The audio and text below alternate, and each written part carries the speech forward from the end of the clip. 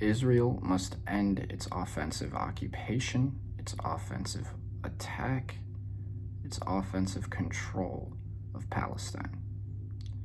Look, on what happened on October 7th, it was horrible. It was a war crime. And the hostages that have been taken on both sides since then, they ought to be released. But what happened on October 7th cannot be used to justify everything that has happened since then. And what has happened since then? We've had 40,000 people, and that's a conservative estimate, 40,000 Palestinians murdered, almost half of which are children. Entire families, where the entire lineage of their family, the entire extended family, the entire immediate family wiped out, no longer able to pass their genes down, to pass their legacy down to future generations. You have a mass starvation problem, electricity and water being controlled by Israel. Israel is the occupier, Palestine is the occupied. Just look, what was Israel's first response? I mean, I'm not talking about the 500-pound bombs, the 1,000-pound bombs, the 2,000-pound bombs that have been dropped. Their first response was shutting off Gaza's access to electricity and water, blocking humanitarian aid according to the UN, blowing up clearly marked medical vans that were there to deliver medical aid, the intentional targeting of schools, hospitals, women, children, cemeteries even, apartment buildings. Where are the Hamas tunnels in these apartment buildings? Where are the Hamas tunnels in these cemeteries? There aren't any.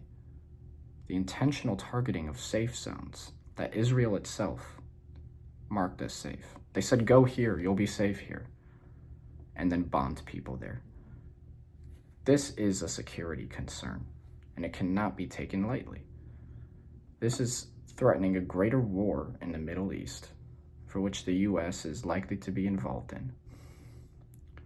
This threatens the security of the Palestinian people, even the Israelis now, because of all the businesses that have gone bankrupt.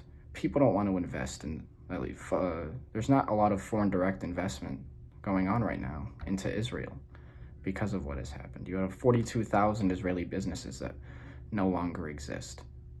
You have foreign investors scared to invest in Israel because of what's happening right now, because they have turned Gaza into a destruction, war zone, apocalyptic world. This killing must stop. You have had every international human rights aid group and organization calling for an end to this unprecedented killing. You have the International Criminal Court putting out an arrest warrant for Benjamin Netanyahu because of Israel's completely unparalleled and disproportionate response to October 7th. And it is a security concern. It threatens the livelihood of Israelis, of Palestinians, now of the Lebanese, possibly Egypt in the near future, Jordan. There is a greater war that could break out in the Middle East. So this fighting must stop. There must be a ceasefire. There must be a two-state solution to the pre-1967 borders reached, because it is threatening the livelihoods, the security concerns of so many lives.